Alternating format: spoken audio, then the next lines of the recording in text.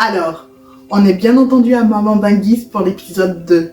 Ça fait bientôt quelques jours que notre vidéo introductive a été mise et que nous avons lancé notre chaîne YouTube. Merci de vous abonner, merci d'être nombreuses, de m'envoyer des messages d'encouragement. Et encore une fois, si vous ne vous êtes pas abonné, abonnez-vous parce que plus vous allez être d'abonnés, plus l'on va voir et plus d'autres mamans vont se connecter à cette chaîne et peut-être que ça leur fera du bien. Alors, Maman Bangis, on est maintenant dans le vif du sujet. Pour ceux qui n'ont pas suivi la vidéo introductive, on a dit que Maman Bangis c'est un vlog. Le vlog des mamans qui vivent à Bangui. Tout simplement, d'où le nom Maman Bangis. On disait qu'on allait parler entre nous les dames d'ici de Bangui, de nos réalités en tant que maman. Comment est-ce qu'on gère nos maternités, nos difficultés, pour essayer de s'entraider et se donner des petites astuces. Alors, pour encore mieux planter le sujet, je me présente. Parce que dans la première vidéo, je ne vous avais pas dit qui j'étais et combien d'enfants j'avais. Je suis Sarah Seyo. J'ai 3 magnifiques petits garçons. J'ai Isaiah qui a 4 ans et demi. Après lui, j'ai Ian qui a 2 ans et demi. Et bien entendu, maintenant, parce que vous voyez bien que c'est une chambre de bébé, j'ai Ika Chama à 8 mois. Comment est-ce que j'ai dû gérer ces 3 maternités rapprochées ici? Déjà, pour expliquer la chose, mon premier fils, je l'ai eu en Côte d'Ivoire. On est arrivé lorsqu'il avait 8 mois pour rejoindre son papa. Après, j'ai eu mon deuxième ici. Ça a été vraiment, comme on va dire, la désillusion. Parce que le premier, c'était avec la famille. Il y avait maman, quand on est sorti de la maternité, j'avais tout le monde. Même papa, il mettait du sien. J'avais toute la famille, j'étais vraiment entourée. Et badaboum, on doit rejoindre monsieur, on vient en Europe, on arrive, le petit il a 8 mois, il faut trouver du boulot, il faut être actif, il faut trouver un logement décent pour la famille. Donc pour trouver un logement, avoir une situation, il faut bien entendu travailler. C'était déjà la galère. Qui allait garder Isaiah? Après on trouve nos marques, on trouve une maison, quelques mois après, voilà, maman est à nouveau enceinte. Et là, ça a été, comme on va dire, le shock-down. Ça a été difficile de gérer la grossesse, la maternité, d'être ici, de voir que ce n'était pas le même environnement. Et j'ai rencontré, on va dire, dans cette période-là, une de ces personnes, ceux que Dieu met souvent sur notre chemin, lorsqu'on est au plus mal, pour nous motiver, pour nous dire c'est possible. Avant toi, il y a quelqu'un d'autre qui a vécu cette situation, girls, comme dit Emmanuel Keita. Avant toi, il y a quelqu'un qui a vécu cette situation et qui s'en est sorti. Et cette jeune dame, sans le savoir, elle a été la personne qui m'a inspiré ce vlog il y a de cela 2 ans. Moi, j'ai partagé en tout cas les petits topos qu'elle m'a donnés. Aujourd'hui, j'aimerais que vous fassiez plutôt la connaissance de cette jeune dame.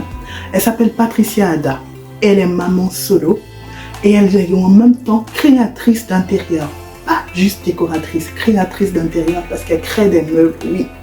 Alors, je vous laisse découvrir Patricia Ada. Pendant ce temps, moi, je vais voir mon chef qui est au feu.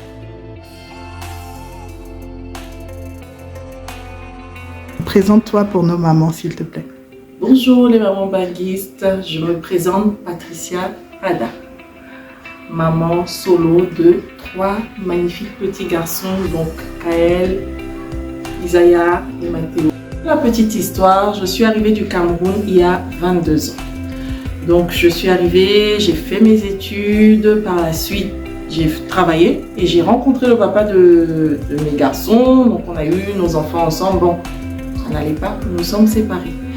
Donc j'ai dû adapter mon quotidien en tant que maman solo, chose qui n'est pas forcément facile, mais on arrive toujours à trouver des solutions, même en étant maman solo, on trouve des solutions parce que nous sommes des femmes fortes.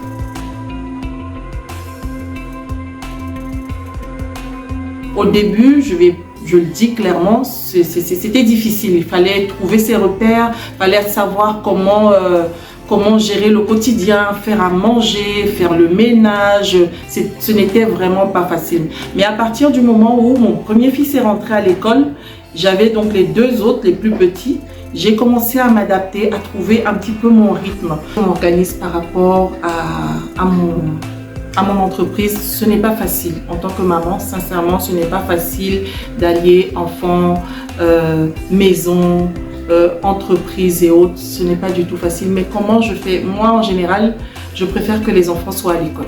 Une fois que les enfants sont à l'école, je peux être à la maison. Si j'ai par exemple un pouf, parce que je confectionne des poufs, des tableaux, je fais pas mal d'articles en fait, plus avec du tissu africain pour rappeler un peu l'Afrique, notre soleil qui parfois nous manque.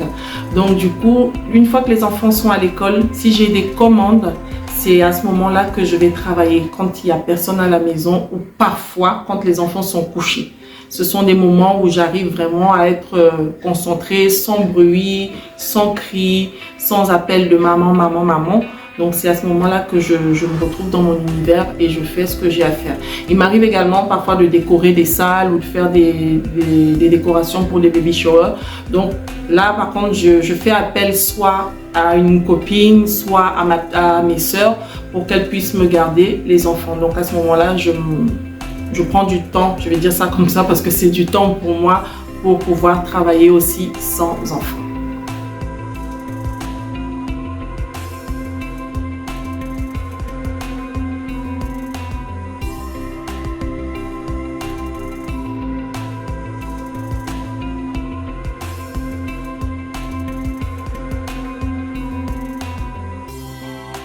Alors, les 3 astuces que je pourrais donner à une maman pour gérer son quotidien. Donc, premièrement, moi, ce que je fais, je prends en général 30 minutes de ménage par jour. Et 30 minutes parce que je sais qu'avant, j'étais très maniaque et beaucoup de gens se sont moqués de moi en disant que « Ah Patricia, ta maison n'est pas une maison de témoin », mais je vous assure que lorsque vous avez des enfants, pour vous les mamans là qui avez des canapés blancs, des tapis blancs, des chaises blanches, moi, j'ai banni tout ça. Entre le chocolat, le vomi et tout le reste, stop. Donc, du coup, vraiment, c'est prendre 30 minutes de ménage par jour pour éviter les gros rangements tout le temps parce qu'on a besoin parfois aussi de se reposer. La deuxième astuce, c'est comment régler les enfants.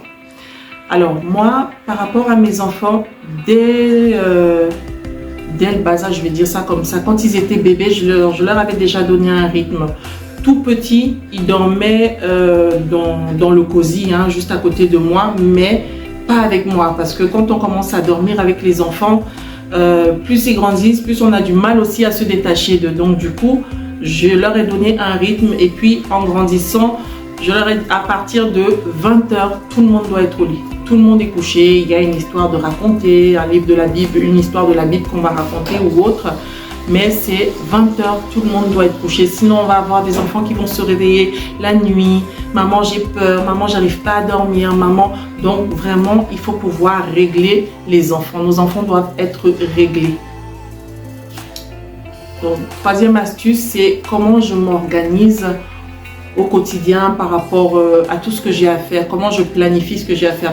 En temps normal, moi je note tout sur mon téléphone. Certaines vont utiliser des post-it, mettre sur leur frigo, d'autres vont utiliser les ordinateurs. En fait, moi je note tous mes rendez-vous, tout ce que j'ai à faire, tout est noté sur mon téléphone. Comme ça, au moins, je sais que je n'oublierai rien. Parce que on a tellement de choses à faire que parfois on se perd dans tout ce qu'on a à faire. Toi, maman benguiste qui m'écoute, alors, quel conseil je peux te donner aujourd'hui? Tu es peut-être déprimée, tu ne sais plus comment t'organiser, tu ne sais plus quoi faire, les enfants te fatiguent, tu as envie de pleurer, tu as envie de tout laisser tomber. Je te dis non, tu n'as pas le droit de lâcher prise, tu n'as pas le droit de laisser tomber. On peut avoir nos moments, je vais reconnaître devant tout le monde que j'ai également mes moments où lorsque j'ai envie de pleurer, je vais pleurer 5 minutes, mais ça passe, je me relève et on continue parce que ces enfants-là n'ont pas demandé à être là. On doit être forte également pour nos enfants. Donc, lorsque tu sais plus quoi faire, tu sais plus à qui parler, relève-toi et tu regardes tes enfants. Tu te dis, ces enfants-là, ce sont les champions de demain. Ces enfants-là sont appelés à impacter d'autres enfants demain. Ces enfants-là, ce sont des trésors, des bénédictions que Dieu a mis entre mes mains. Donc, je n'ai pas d'autre choix que de les éduquer et sur le bon chemin. Donc toi maman, moi je te demande de t'accrocher. Moi je te dis, organise-toi, assieds-toi avec toi-même et tu te dis qu'est-ce que je fais, qu'est-ce qui n'est pas bon, pourquoi je n'arrive pas à m'en sortir. Même si tu sais, si tu n'arrives pas à garder les choses en tête, note tout ce que tu as envie de faire, note point par point tout ce que tu as envie de faire et tu verras que par la suite, lorsque tu te poses, prends aussi du temps pour toi parce que parfois on s'oublie en tant que maman. Elle prend du temps pour toi. Avant, je ne sortais pas vraiment avec les enfants, j'étais casanière. Mais là, c'est vrai que j'ai rencontré quand même des amis, des copines qui aiment bien sortir. Donc, on prend du temps, on emmène les enfants à la piscine, on emmène les enfants au parc, on fait pas mal de sorties avec les enfants. C'est vrai, la plupart du temps, c'est beaucoup avec les enfants, mais prends aussi du temps avec des amis. Vous allez vous asseoir, juste boire un verre, manger dans un restaurant, fait garder. C'est pas facile de faire garder les enfants en Europe, hein, mais on trouve quand même des personnes qui pourront nous garder les enfants. Donc, avec des amis, va manger avec des gens, vois autre chose, pas que le quotidien de maman, sinon on étouffe.